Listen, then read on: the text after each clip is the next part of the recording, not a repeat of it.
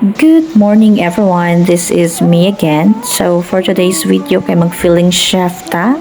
So cooking in a mo show na sa ta for today no.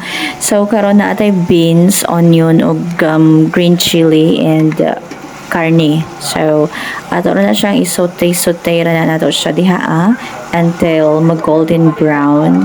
So kining atong sudan karon kay very affordable ra sad kaayo no. This is like good for 2 or 3 ra pod ka serving. Ay, may paganon. Pero ana ra bitaw kanang mix it good, mix it well, mix it like you should. Maura dyan natong buhaton karon and kanang wait till mag-golden brown na siya. So after ana, pas tinang gagaya pud mga man ni golden brown oy. So ni golden brown na jud try down. So ato na ibutang atong panakot. So maugya po halo-halo lang ng halo-halo forever. So di jud pud ay lalay mag voice over no kay mag-agad jud ka kung sa ilihok sa atong mga video diring kapita. So halo-halo and halo-halo again and again jud siya diha ano. So anto ana kung saan sulod atong buhaton dapat ilunod na nato ang beans ay wala pa di ay so gitimplahan pa di ay nato ng kapita. Makatawa mo kasi ilunod na ang beans. Uy, diatot man ligminan nga style, no? Sige.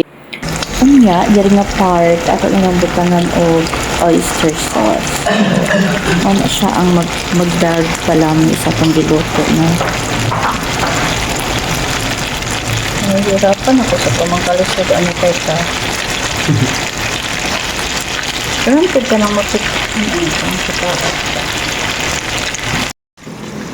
Og ato na pong gihalo-halo og balik kay nabutangan na nato oyster sauce no. So halo-halo jud na mo rin atong rules sa kinabuhi karon. Halo-halo lang. And then kini nalunod na jud taon ang beans ganina ra ko pinaabot kanang sa malunod. So kana diha kabuto na gyapon nato na diha matik na para malutong gamay ang beans no. Mo may beans na may kaunting karne.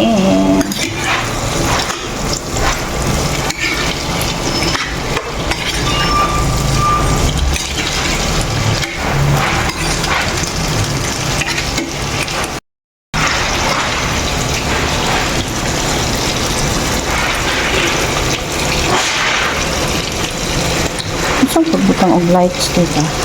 Hindi gari.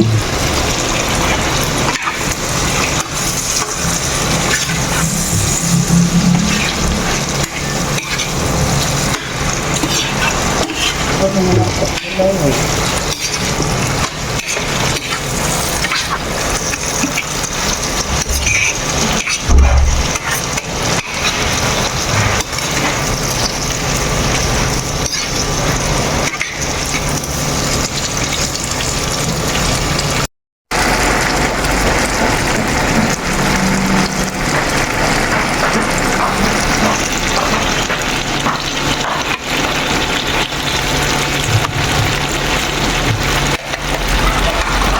Hindi yung broccoli pa nito ito. May more siya beef. Kuan bang style. Dili pa ani ang hiwa. Ano ba? Alternative na ano.